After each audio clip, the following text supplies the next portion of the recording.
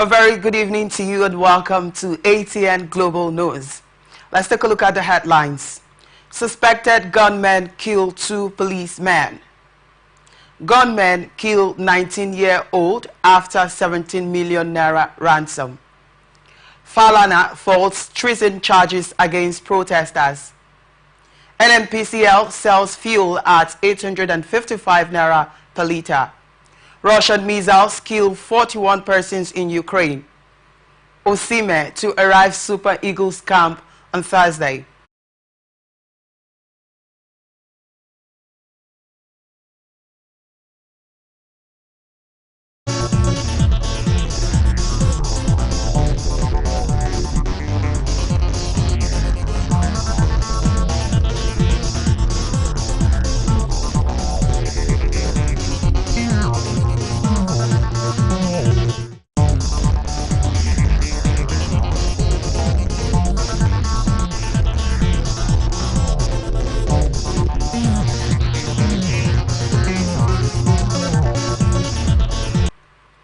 Welcome back. Analyst says pro-Fubara supporters are opportunists who are taking advantage to learn and participate in politics in the state. Speaking on Atlantic Television Network program Open Conversation, a political analyst, Asims Adam, described the pro-supporters of the current administration as being incompetent and unexperienced in building better political strategy and governance in the state. And again, the bidding of Philistine carpetbaggers. Philistine carpetbaggers are opportunists. If you go to their origin, you know what I'm talking about. They are opportunists. They wait for situations to erupt, then they now lash in, and they use that to now feather their nest. Adams cautioned against future irregularities from supporters of the incumbent government. We are going to see more of this, in this administration, because it's an administration that is based on bandwagon, people moving up and down, saying that they love the man, they do this, or he's the best person, he's the liberator, he's the messiah. This is coming as pro-SIM supporters lament abandonment by CTC chairman in the state. Zone 16 Police Command in Bayelsa State has paraded 10 suspects for alleged internet fraud, possessions of charms, illicit drugs, and involvement in diabolical ritual activities. Addressing journalists at the command headquarters in Yanagwa, the Zonal Police Public Relations Officer Ewoborowo Gunn said the suspects were arrested in Port Harcourt, River State. Gunn said the AIG in charge of Zone 16, Paul Alifa Omata, has reiterated the dedication of his officers to the protection of lives and property in Bayelsa and River States, and the police are fulfilling their constitutional mandate, while the Inspector General of Police, Kayode Egbetekun, has also reaffirmed his commitment to ensuring the safety and security of all citizens. While speaking to the press, the only female suspect, Ruth Kosiwa, said she was visiting her boyfriend when she was arrested alongside the others on Monday morning. In another development, officers of Zone 16 recovered a Beretta pistol and several rounds of 9mm caliber ammunition at Okagi Junction in Yanagwa, where a gang of armed robbers had been terrorizing residents.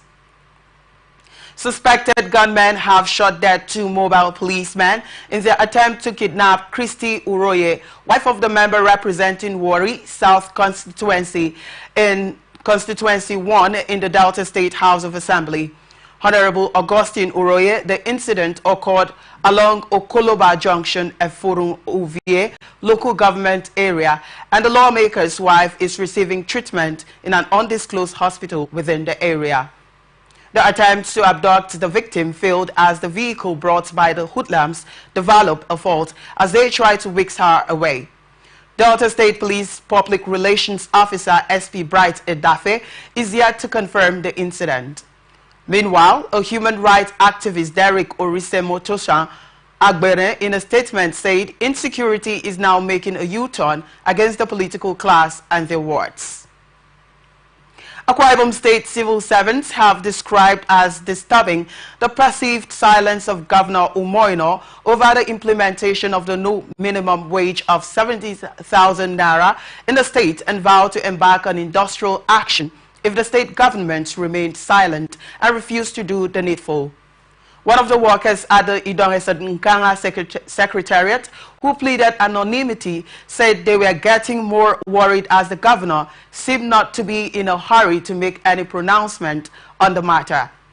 This is coming after Governor Eno had promised to pay whatever the federal government arrived at, while the state chairman of Nigerian Labour Congress, Comrade Sonny James, while reacting to the workers' threat for strike, warned them to desist from such action as the state government has not received a template for implementation of the new minimum wage from the National Salary and Wage Commission. Chairman Akwa Ibom State Independent Electoral Commission, Aniedi Ikoiwak, says 12 political parties will participate in the October 5 local government election in the state. He said the 12 parties had submitted names of the candidates and equally returned their nomination forms. Ikoiwak, who disclosed this in Uyo, the state capital, while briefing journalists on the level of preparations by the electoral body on Tuesday, said arrangements had been concluded for the deployment of 14,000 security personnel to all the 4,353 polling units and 369 wards across the 31 local government areas of the state. He also said he had made it possible through the Commission's Consultative Committee meeting on election security, which has the Commissioner of Police, Akwa Ibom State Command, and other security heads of members, adding that over 17,000 forms had been received by the Commission from people who had applied to work as the Commission's ad hoc staff, but added that it would only engage between 12,000 and 13,000 after screening. Imo State All Progressives Congress has commenced the selection processes of its candidates for the local government area chairmanship and councillor elections coming up on September 21st across the 27 council areas and 305 wards in the state. A statement issued by the state publicity secretary of the party, Kajetan Duke, the APC informed that the exercise will mark a significant step towards its quest to consolidate a renewed hope agenda in the state's political landscape and assures all stakeholders of equal opportunities by adhering to the principles of democracy and internal party mechanisms. The publicity secretary pointed out all it is the anticipation of the party leadership that the process will enable the emergence of the most capable and popular candidates that will fly the party's flag in the forthcoming local government area elections, stressing that APC is committed to upholding what he described as the values of inclusivity, justice, and fair play throughout the primary electioneering process. Duke also said the party's leadership has put in place measures to ensure a hitch-free exercise, guaranteeing the participation of all eligible members and enjoined all the aspirants and party faithful to conduct themselves in a peaceful and orderly manner by eschewing any form of violence and malpractice. Suspected gunmen operating in Anambra State have again attacked a police station in Oba, Idemili North local government area of the state and killed a corporal officer. This would be the third recent attack on police in the state, after those of Newi and Nobi, which happened in August, where some operatives paid the supreme prices. Police authorities in Anambra State have confirmed the attack, saying that the police operatives was killed after a petrol bomb was tossed into the police station by the gunmen who were suspected to be separatist elements. Police Public Relations Officer SP Tochukwu Ikenga, in a reply to the media on the attack, said the suspected armed secessionist group started shooting sporadically in an attempt to gain entrance to the police station and threw petrol bombs at a security facility, which made some of the offices catch up with fire, including the Oba Civic Center. Ikenga said operations have commenced this morning with police-led joint security forces comprising of the Army, Navy, Civil Defense and other security agencies currently in a joint onslaught operation within Oba and its environments. While the Commissioner of Police, CP Nange Obono Itam, described the attack as invasion of security facilities and hostility towards security agents, and as an attack on the soul of a nation, and vowed to bring those behind the unholy act to book. Analyst has described paternal error as responsible for infidelity and moral decadence in the country. Speaking on Atlantic Television Network program Society Watch, a public affairs analyst said infidelity is the major reason why a lot of contemporary parents will keep raising vulnerable children. Why you are still there? So, and probably because you have shown more commitment than these other persons. And she knows why she might probably have more emotions for the other two. Are you get what I'm saying? Why still keeping you? And maybe she is prospecting you as maybe a marriage factor. And you know what marriage means for us here in Africa. So she might prospect you. And remember, she will not come to tell you that only two of you are having it. Do you understand? So a woman that has never dated one man will not do so even in marriage. So let's not deceive ourselves. If you marry a wife that has never been, what do you call it, faithful to a boyfriend. This is coming as Smart DNA, a leading DNA testing center in Lagos, has released its comprehensive 2024 report on DNA testing trends in Nigeria, covering July 2023 to June 2024. According to it, 27% of paternity tests conducted came back negative, indicating that more than 1 in 4 men tested are not the biological fathers of the children in question. Kwara State Governor Malam Abdul Rahman Abdul Razak has urged youth to support his administration, especially in its drive to bring all-round development to the state. Speaking at a youth engagement and awards program organized by the Ilorin Waste Ward youth leaders of the All Progressive Congress on Saturday, Abdul Razak urged the youth to form a common front and vote massively for all candidates of the party in the forthcoming local government election to ensure the victory of the party across board. The governor, who was represented at the event by Olorun Toyosi Thomas, the State Commissioner for Agriculture and Rural Development, disclosed that the Abdul Razak administration has made significant progress in the agriculture and other sectors, adding that strategic partnerships with the World Bank on projects like El-Press, SAPS, and Acresal have introduced innovative practices directly benefiting farmers across the state. Speaking on the program, the governor said the award was a testament to the progress made together and serves as a reminder of the ongoing work to build on the successes, and also urged party faithful and supporters to work together and support his administration's quest for overall excellence, adding that working in unity remains essential to ensuring that agriculture continues to be a cornerstone of Kwara State's prosperity.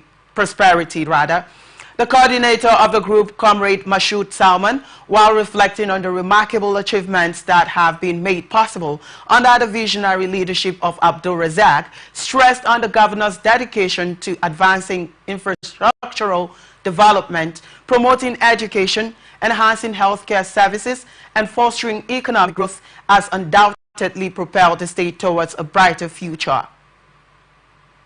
Niger State government has lifted the ban on mining activities in the state, and the data from the Mining Cadastre Office reveal that a total of 578 mineral titles have been issued to operators in the state, and gold alone accounts for 369 or 81.46% of the titles.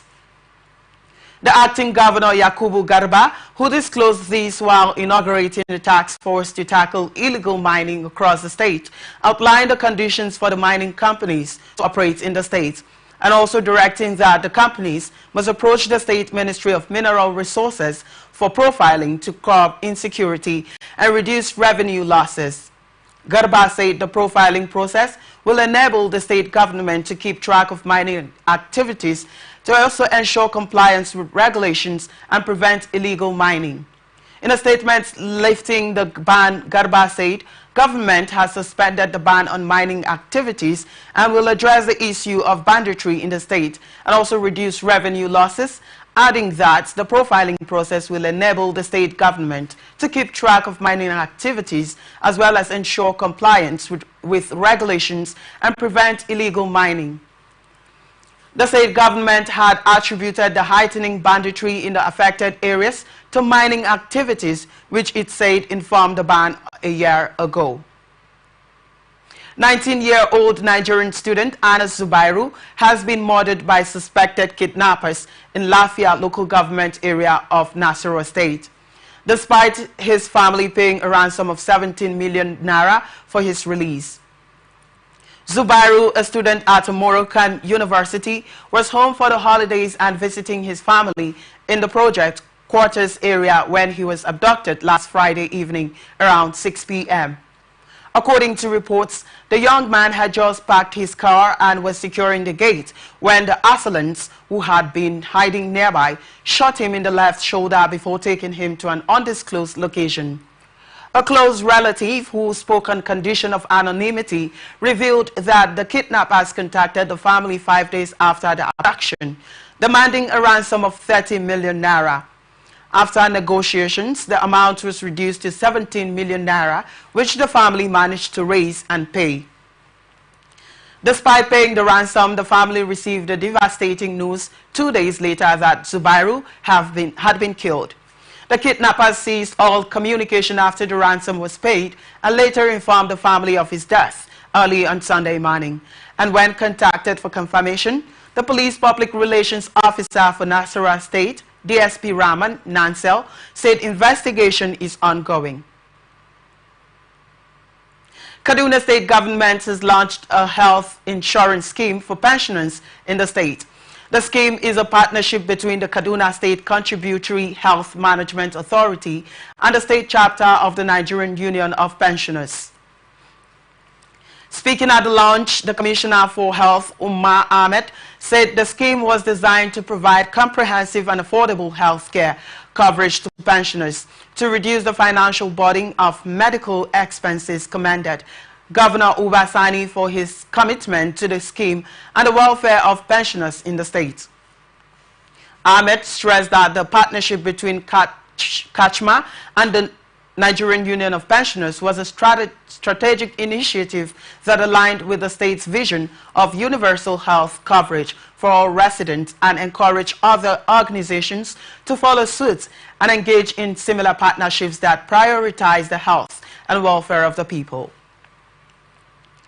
The Director General of Kachma, Abubakar Hassan, said the scheme would provide pensioners with access to health care services from any public or private health facility across the state without incurring out-of-pocket expenses, and also commended the partners for embracing the scheme and working together to ensure that pensioners have access to the health care they deserve. Residents of Taraba State are unhappy over collapsed bridges in the wake of the recent flash floods that swept through the state. The two critical bridges, Namnia along the Jalingo-Wukari Road and the Mayokam Bridge on the Jalingo-Bali Highway, severing key economic lifelines, collapsed, plunging residents and commuters into turmoil. The Namnai Bridge, a vital bridge connecting the Taraba North to the Taraba South, was the first to give way, cutting off one of the most important routes in the state. The consequences have been immediate and severe. The collapse has not only hindered movement but also exacerbated the economic strain on the local population, while traders, farmers, and daily wage earners who rely on these routes to transport goods and access markets now find themselves isolated and struggling to make ends meet. The ripple effects of these collapses are far-reaching. Local businesses are witnessing dwindling customer numbers, supply chains are disrupted, and prices of essential goods are on the rise. For many residents, adding that cost and extended travel times have turned routine journeys into ordeals, further highlighting the fragile state of infrastructure in the state. KB State Governor Nasir Idris has sworn in 21 local government chairmen who were elected on Saturday after the candidates of the All Progressive Congress were declared winners in the election conducted by the State Electoral Commission. The swearing-in ceremony was held at the Presidential Lodge in Bernin, KB, and attended by the governor and top political office holders in the state. The State Chief Judge, Justice Umar Abubakar, administered the oath of office to the elected chairman, whose tenure had been extended to 3 years by the State House of Assembly earlier in the year, and tasked the chairman to live above board by ensuring the delivery of dividends of democracy at the grassroots. The governor also ordered the release of Hilux operational vehicles to the new chairman and urged them to carry everyone along in the discharge of their responsibilities. About 70 local farmers have been reportedly killed by gunmen suspected to be members of the dreaded Boko Haram terrorist group in Mafa village, Tarmuwa local government area of Yobe State. Yobe State Police Command had confirmed the attack but couldn't give details on the day of the invasion, adding that the attack was carried out in retaliation for the villagers allegedly providing intelligence to the military, which had led to the killing of several insurgents last month. Reacting to the ugly development, Audu Bula Bukar, an advocate for human rights, rule of law, peace and social justice based in the United Kingdom, who registered his displeasure over the attack on innocent citizens, also urged the nation's security forces to redouble their efforts to prevent a resurgence of violence in the Northeast. You're watching the Global News on Atlantic Television Network. We'll be back after this break. Please do stay with us.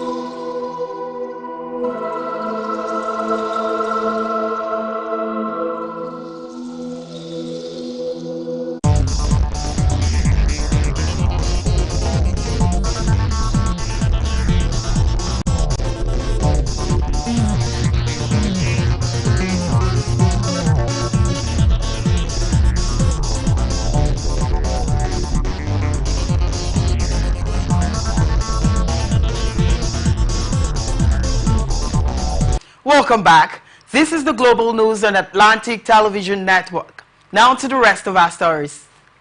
President Bola Tinubu has assured troops of the Nigerian army of his administration's full support to crush armed bandits in the country. The president stated this on Tuesday in Sokoto while addressing troops of Operation Hadarin Deji at 8th Division Headquarters, Sokoto State.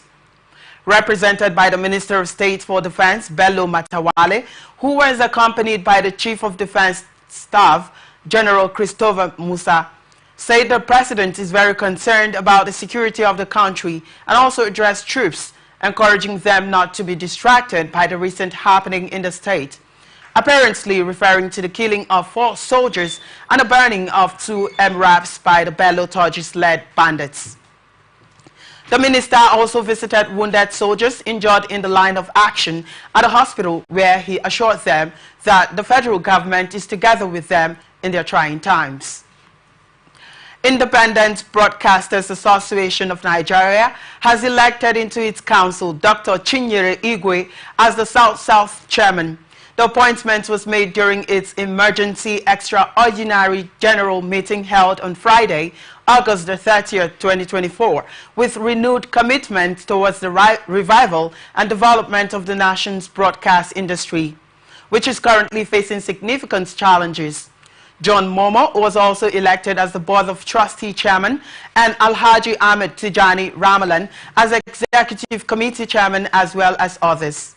A communique issued by the Independent Broadcasters Association of Nigeria resolved to seek an urgent meeting with the Honorable Minister for Information and National Orientation, Mohammed Idris, and the Director General of NBC to address ongoing contentious issues, particularly the digital switchover and matters related to set-top manufacturers.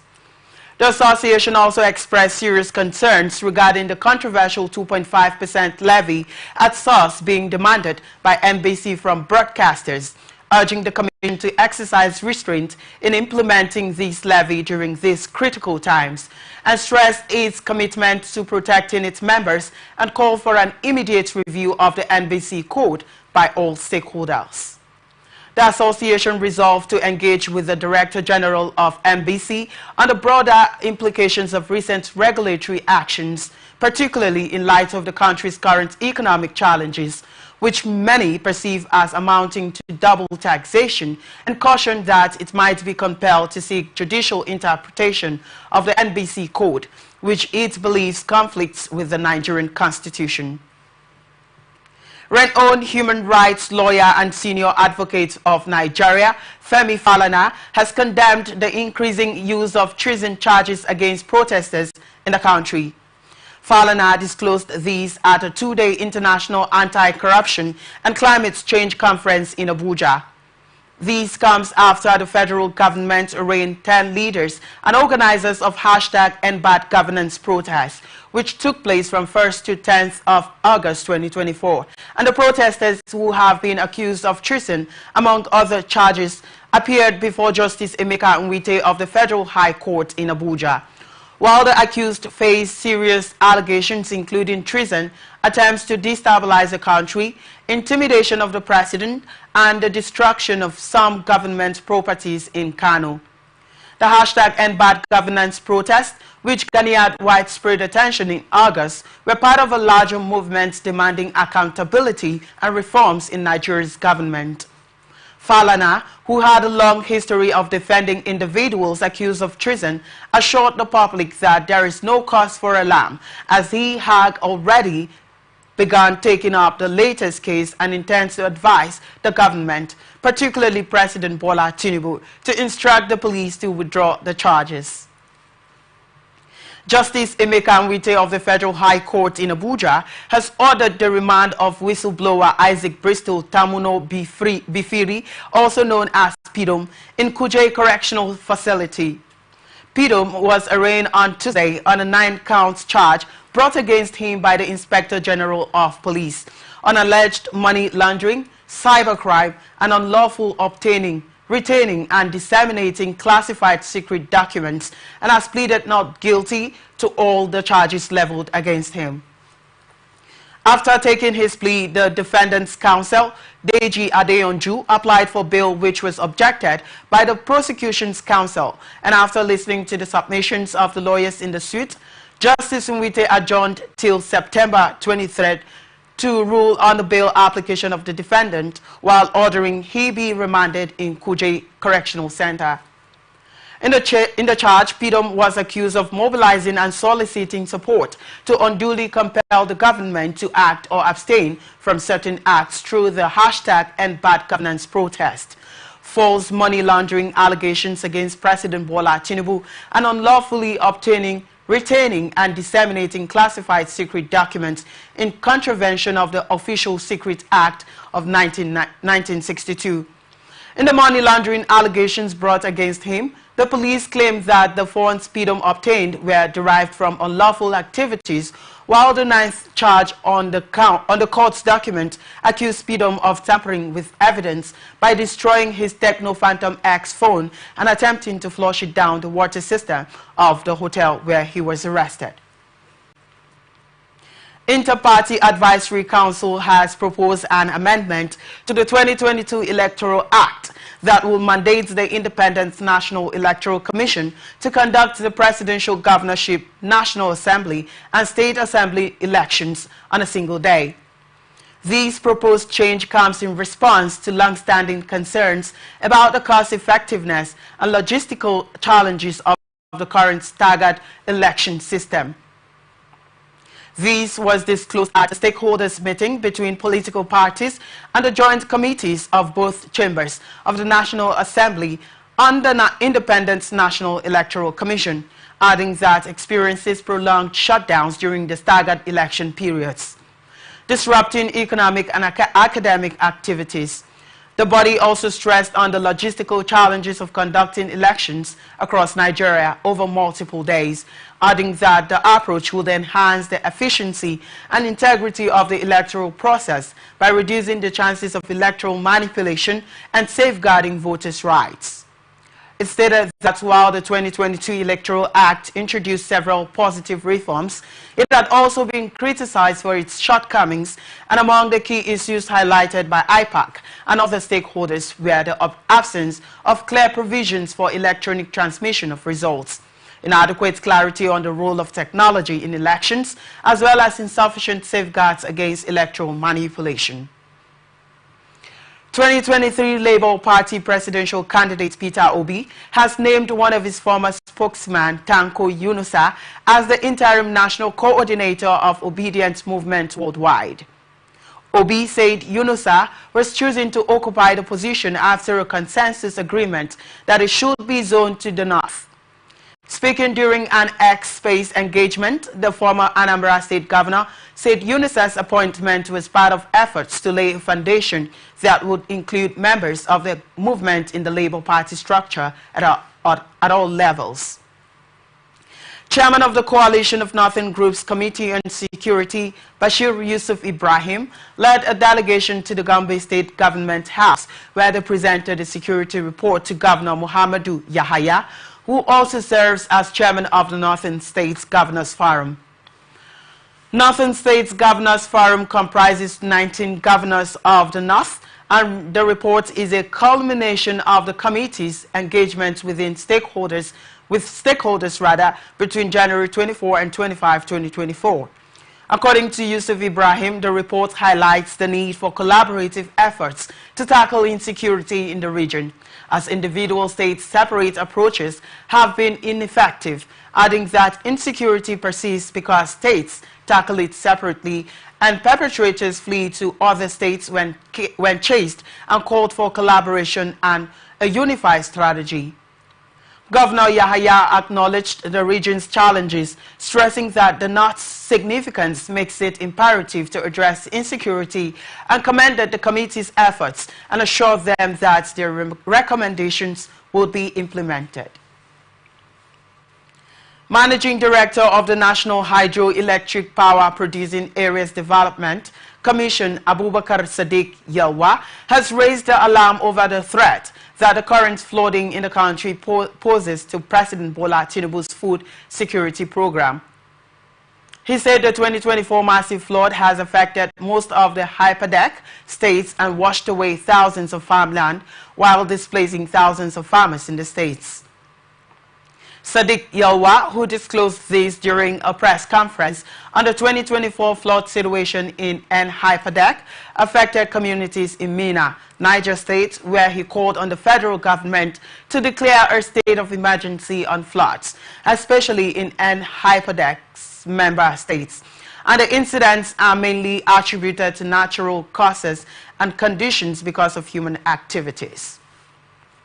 He said, according to a report from the National Emergency Management Agency this year, the flood has so far claimed nearly 200 lives, displacing over 208,000 people in 28 of the country's 36 states, and washed away many homes and farmlands, attributing the incidences recorded to poor infrastructure, failure to follow environmental guidelines, and ineffective dams management.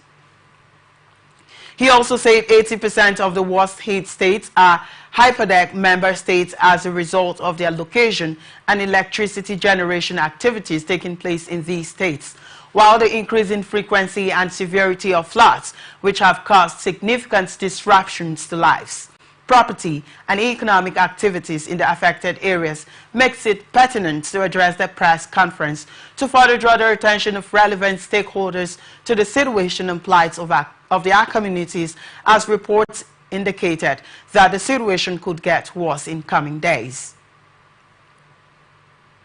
Federal government has predicted heavy rains in 22 states and the Federal Capital Territory.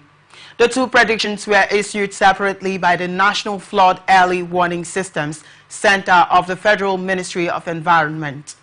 The first flood prediction said the identified locations and their environs are likely to witness heavy rainfall that may lead to flood within prediction period from August 30 to September 3, 2024.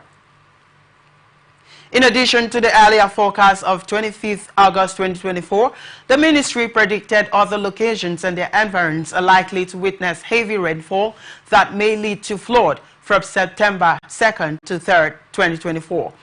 While the National Emergency Management Agency said the fatalities caused by severe flooding in Nigeria rose to 192 across 29 states. The flooding is caused by unprecedented rainfall and the rising Niger and Benue rivers. Joint Admissions and Matriculation Board has advised HND graduates not to hold it responsible for their inability to participate in the recent National Youth Service Corps. The board was responding to claims by the prospective NYSC candidates that it was responsible for their inability to participate in the mandatory one-year NYSC scheme.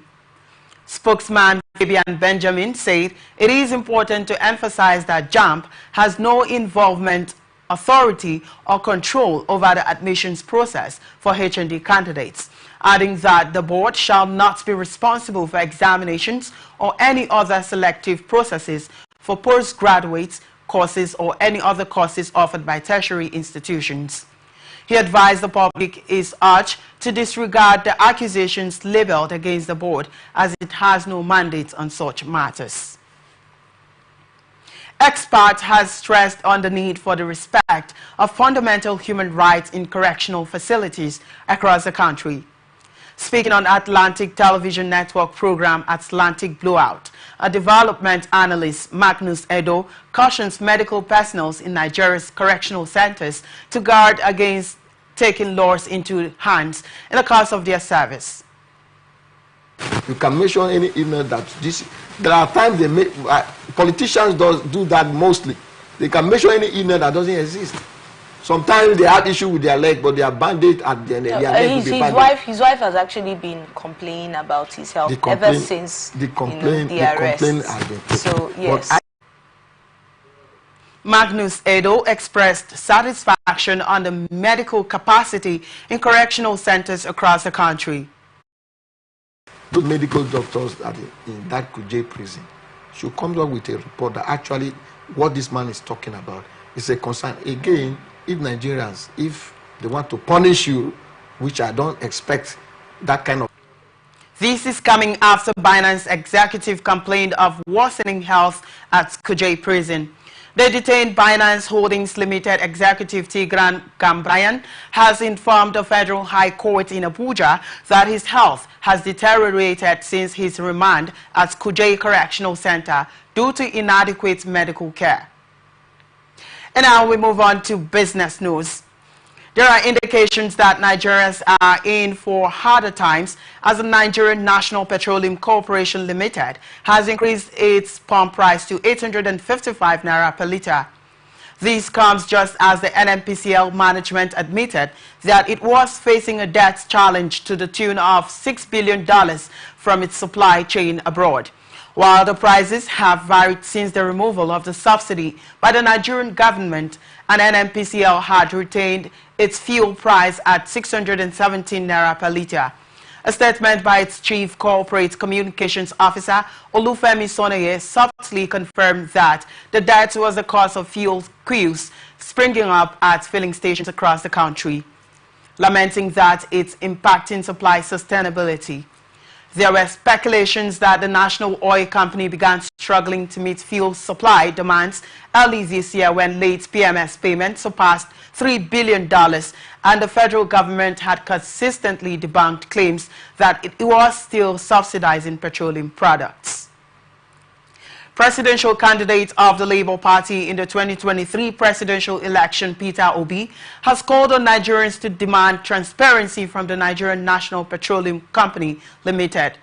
regarding the actual status of petrol subsidy payments. A statement by Obi voiced concerns about conflicting reports on subsidy payments, stating that they have left Nigerians unclear about the company's operations and attributed the ongoing fuel scarcity crisis, marked by persistent queues and significant hardship to the government's incompetence. He called on the administration to be transparent about the issues and to take responsibility for the chaos it has caused, and urged Nigerians not to rest until they uncover the truth and hold those responsible accountable.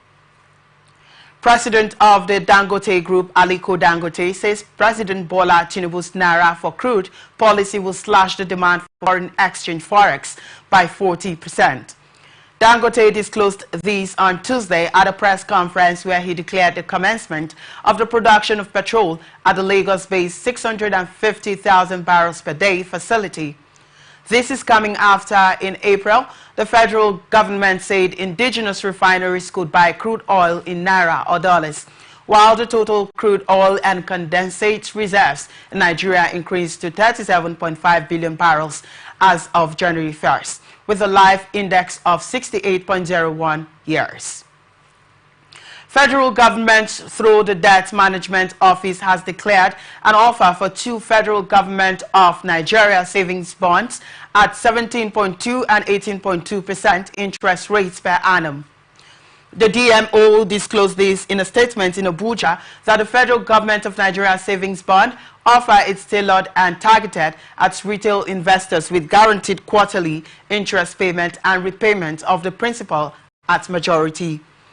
DMO said that the offers, which opened on September 2nd, will close by September 6th at 1,000 Naira per unit, while the settlement date is September 11 and coupon payment dates are made quarterly. While the first offer is a 2-year federal FGN savings bond due on September 11, 2026, at an interest rate of 17.202% per annum. The second issuance is a 3-year savings bond maturing on September 11, 2027 at 18.202% per annum interest rate. DMO also said the bonds are listed on the Nigerian Exchange Limited and qualify as a liquid asset for liquidity ratio calculation for banks. Federal Competition and Consumer Protection Commission has dismissed claims that it plans to regulate prices in the Nigerian market. It's clarified that its recent directives are solely aimed at curbing exploitative practices and maintaining a competitive marketplace.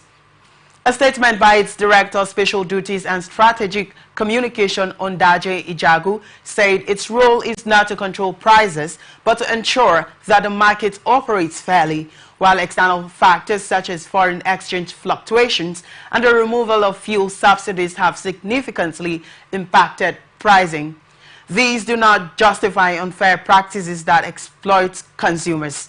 The Commission reassured the business community that its actions are not intended to suppress private enterprise, but to protect consumers from harmful practices, and does not seek to suppress private enterprise, but to ensure that the market operates on principles of fairness, transparency, and accountability.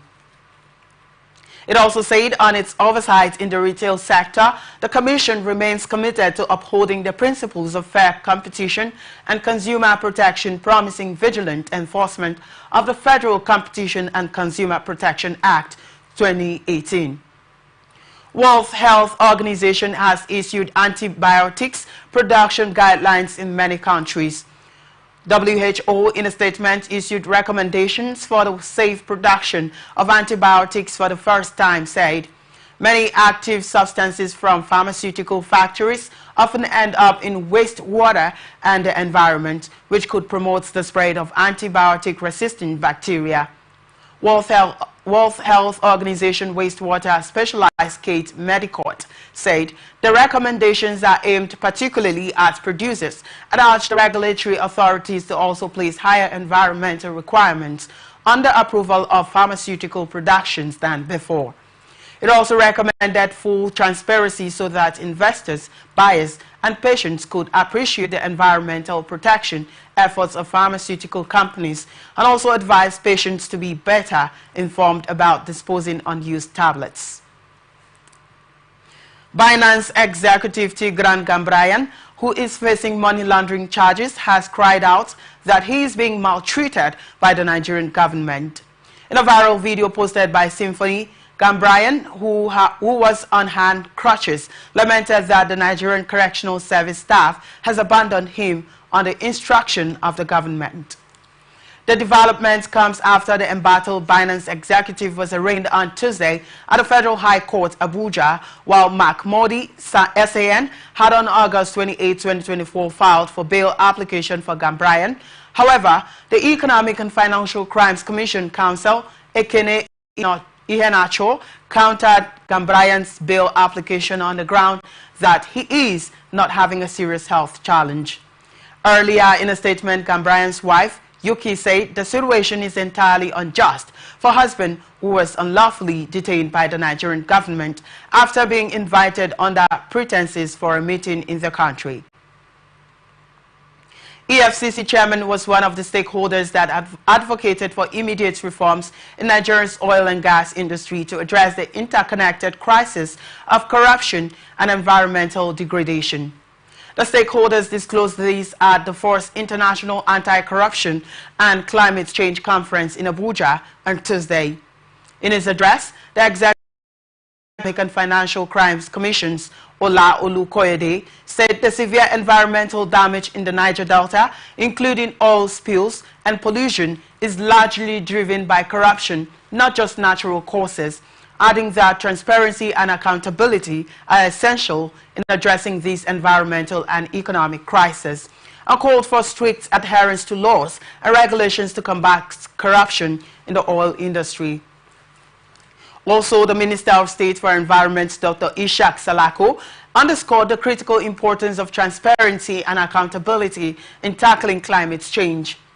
Salako, represented by the Director, Department of Climate Change, Ministry of Environment, Iniobong Abiola, stressed on the interconnected nature of climate changes and the need for a comprehensive all-sector approach to addressing them.